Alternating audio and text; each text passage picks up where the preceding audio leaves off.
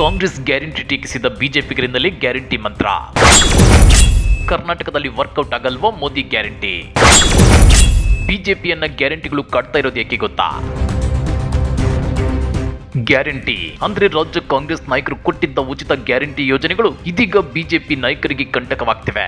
ಕರ್ನಾಟಕದಲ್ಲಿ ಕಾಂಗ್ರೆಸ್ನ ಗ್ಯಾರಂಟಿ ಯೋಜನೆಗಳ ವಿರುದ್ಧ ಮೋದಿ ಏನೇ ತುತ್ತೂರಿ ಓದಿದ್ರು ಫಲ ಕೊಡಲ್ಲ ಅನ್ನೋ ಆತಂಕ ಭೀತಿ ರಾಜ್ಯ ಬಿಜೆಪಿ ನಾಯಕರನ್ನ ಇನ್ನಿಲ್ಲದಂತೆ ಕಾಡ್ತಿದೆ. ಹೀಗಾಗಿ ಕರ್ನಾಟಕದಲ್ಲಿ ಕಾಂಗ್ರೆಸ್ನ ಗ್ಯಾರಂಟಿಗಳಿಗೆ ಸೆಡ್ಡು ಹೊಡೆಯೋಕೆ ಮೋದಿ ಗ್ಯಾರಂಟಿ ಅಸ್ತ್ರ ಜಳಿಪಿಸೋಕೆ ಬಿಜೆಪಿ ನಾಯಕರು ಮುಂದಾಗಿದ್ದಾರೆ. ಹಾಗಾದ್ರೆ ಏನಿದು ಮೋದಿ ಗ್ಯಾರಂಟಿ ಅಂದ್ರ?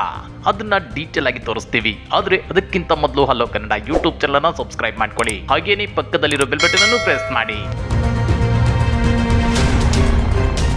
ಕಾಂಗ್ರೆಸ್ನ ಗ್ಯಾರಂಟಿ ಯೋಜನೆಗಳು ಕಳೆದ ವಿಧಾನಸಭಾ ಚುನಾವಣೆಯಲ್ಲಿ ಬಿಜೆಪಿಯನ್ನ ಬಗ್ಗು ಬಡಿದು ಮಗ್ಗಾಡಿ ಮಲಗಿಸಿದ್ವು. ಜನರಿಗೆ ಆಗೋ 10 ವರ್ಷಗಳಲ್ಲಿ ಅಚ್ಚೇ ದಿನ ಬರುತ್ತೆ, 20 ವರ್ಷದಲ್ಲಿ ಭಾರತ ಅಭಿವೃದ್ಧಿ ಸಾಧಿಸುತ್ತೆ ಅಂತೇಳೋ ಬಣ್ಣದ ಮಾತುಗಳು ಹಿಡಿಸಲ್ಲ. ಈಗ ನಮಗೇನು ಲಾಭ ಅನ್ನೋದು ಜನರ ಲಾಜಿಕ್.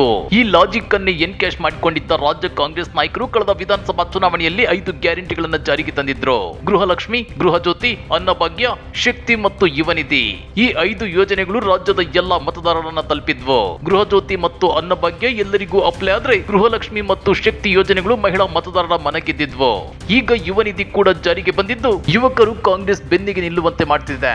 ಕರ್ನಾಟಕದಲ್ಲಿ ಬಡವರು ಮಧ್ಯಮ ವರ್ಗದವರೇ ಹೆಚ್ಚಾಗಿದ್ದು ಅವರನ್ನು ಸಲೀಸಾಗಿ ತಲುಪಬಲ್ಲ ಮತ್ತು ಮತಗಳಾಗಿ ಪರಿವರ್ತಿಸಬಲ್ಲ ಶಕ್ತಿಯನ್ನ ಈ ಗ್ಯಾರಂಟಿ ಯೋಜನೆಗಳು ಹೊಂದಿವೆ. ಹೀಗಾಗಿ ರಾಜ್ಯ ಕಾಂಗ್ರೆಸ್ ಸರ್ಕಾರ ಈಗ ಇವೇ ಗ್ಯಾರಂಟಿ ಯೋಜನೆಗಳ ಪರಿಣಾಮಕಾರಿ ಜಾರಿಯ ಬಗ್ಗೆ ಹೆಚ್ಚು ತಲೆ ಕೆಡಿಸಿಕೊಳ್ತಾ ಇದೆ. ನಿಮ್ಗೆ ಗೊತ್ತಿರಲಿ, ಕರ್ನಾಟಕದಲ್ಲಿ ಗ್ಯಾರಂಟಿ ಯೋಜನೆಗಳ ಬಗ್ಗೆ ಟೀಕಿಸುತ್ತಿದ್ದ ಪ್ರಧಾನಿ ಮೋದಿ ಮತ್ತು ಬಿಜೆಪಿ ನಾಯಕರು ಇವೇ ಗ್ಯಾರಂಟಿಗಳನ್ನ ಪಂಚರಾಜ್ಯ ಚುನಾವಣೆಯಲ್ಲೂ ಜಳಪಿಸಿ ಮೋದಿ ಕಿ ಗ್ಯಾರಂಟಿ ಅಂತೇಳಿ ಪ್ರಚಾರ ನಡೆಸಿ 5ರಲ್ಲಿ 3 ರಾಜ್ಯ ಗೆದ್ದಿದ್ರು. ಈಗ ಕರ್ನಾಟಕದಲ್ಲಿ ಮೋದಿ ಮತ್ತು ಕೇಂದ್ರ ಬಿಜೆಪಿ ನಾಯಕರ ಪಟಾಲಂ ಬಂದು ಗ್ಯಾರಂಟಿಗಳನ್ನ ಬಿಟ್ಟು ಬೇರೆ ಏನೇ ತುತ್ತೂರಿ ಓದಿದ್ರು ಕರ್ನಾಟಕದ ಮತದಾರರು ಬಿಜೆಪಿ ಕಡೆ ವಾಲೋ ಪರಿಸ್ಥಿತಿ ಇಲ್ಲ. ಹಿಂದುತ್ವ, ರಾಮ ಮಂದಿರ, ಅಚ್ಚೇ ದಿನ್ ಇವ್ಯಾವುವು ಕೆಲಸಕ್ಕೆ ಬರಲ್ಲ ಅನ್ನೋದು ಬಿಜೆಪಿ ನಾಯಕರಿಗೆ ಚೆನ್ನಾಗಿ ಮನವರಿಕೆಯಾಗಿದೆ. ಹೀಗಾಗಿ ನಿನ್ನೆ ನಡೆದ ರಾಜ್ಯ ಬಿಜೆಪಿಗರ ಸಭೆಯಲ್ಲಿ ಕಾಂಗ್ರೆಸ್ ಗ್ಯಾರಂಟಿಗಳಿಗೆ ಕೌಂಟರ್ ಕೊಡೋದು ಹೇಗೆ ಅನ್ನೋ ಚರ್ಚೆ ನಡೆದಿದೆ. ಲೋಕಸಭೆ ಚುನಾವಣೆ ಪ್ರಚಾರದ ವೇಳೆ Congress guarantee versus Modi guarantee ನಡೆಯುವ ಸಾಧ್ಯತೆ ಇದೆ.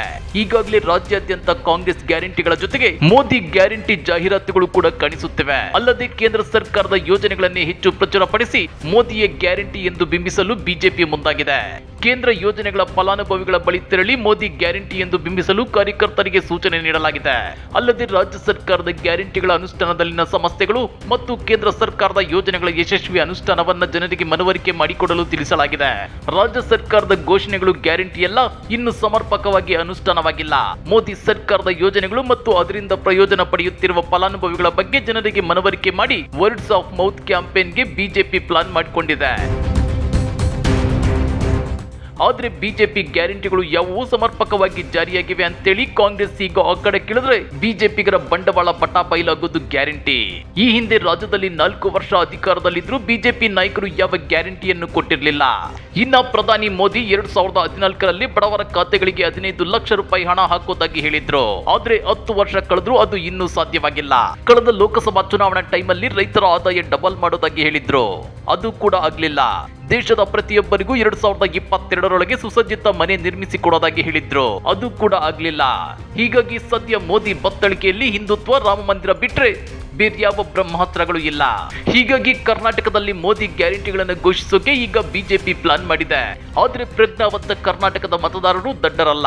ಎಲೆಕ್ಷನ್ ಟೈಮಲ್ಲಿ ಬಿಜೆಪಿ ನಾಯಕರು ಹೇಗೆ ಯಾಮರಿಸ್ತಾರೆ ಅನ್ನೋದು ಕಳೆದ ಚುನಾವಣೆಗಳಲ್ಲಿ ನೋಡಿದ್ದಾರೆ. ಹೀಗಾಗಿ ನುಡಿದಂತೆ ನಡೆಯುತ್ತಿರೋ ಕಾಂಗ್ರೆಸ್ ಪಕ್ಷಕ್ಕೆ ಮತ ನೀಡಿ ಹೆಚ್ಚು ಸೀಟುಗಳನ್ನ ಗೆಲ್ಲಿಸಿ ಕೊಡ್ತಾರೆ ಅನ್ನೋ ರಾಜಕೀಯ ವಿಶ್ಲೇಷಣೆಗಳಿವೆ. ಈ ಬಗ್ಗೆ ನೀವೇನಂತೀರಾ? ಕಮೆಂಟ್ ಮಾಡಿ, ವಿಡಿಯೋ ಲೈಕ್ ಮಾಡಿ, ಶೇರ್ ಮಾಡಿ. ಇಂಥ ಮತ್ತಷ್ಟು ರೋಚಕ ರಾಜಕೀಯ ಸುದ್ದಿಗಳನ್ನ ಮಿಸ್ ಮಾಡದೆ ನೋಡಬೇಕು ಅಂದ್ರೆ ಹಲೋ ಕನ್ನಡ ಯೂಟ್ಯೂಬ್ ಚಾನಲ್ ಅನ್ನ ಸಬ್ಸ್ಕ್ರೈಬ್ ಮಾಡ್ಕೊಳ್ಳಿ.